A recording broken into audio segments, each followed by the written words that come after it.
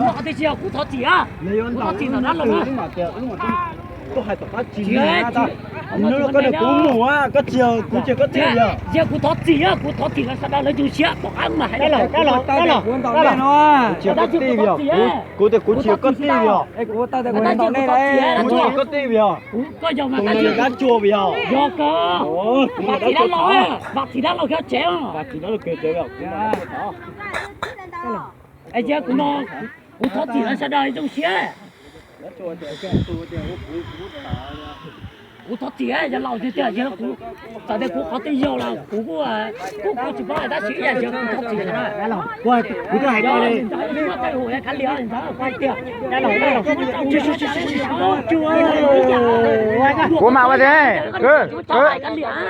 tôi tạm cái, sao rộng rồi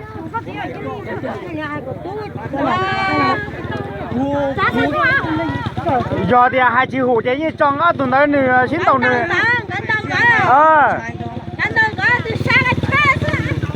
mơ mẹ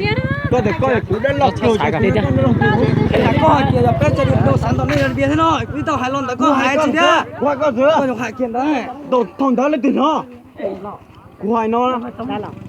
hai lên đây mà bé của hai tao tiền bé chỉ hai lên cú chết chỉ tao từ đó chỉ tao hai tiền bé nhận định bên tao lấy nhận định bên đông á ta giờ bên bên hai tiền bé nhận định bên sao nó bên đông cú hai có được thừa cú hai có được thừa cú hai nó đã lâu, cú lúc cháy chỉ tao từ đồng nào đó, đứa con, chỉ tao từ đồng đó. Đây là cú từ đồng đó. thô chỉ muốn tiền lên qua tao lên từ thô chơi chả xin đây ra qua tiền đấy qua mà qua tiền giờ bé tụ chỉ tàu đó mà có thể riêng có tụ xin mình người giải quyết riêng thôi chưa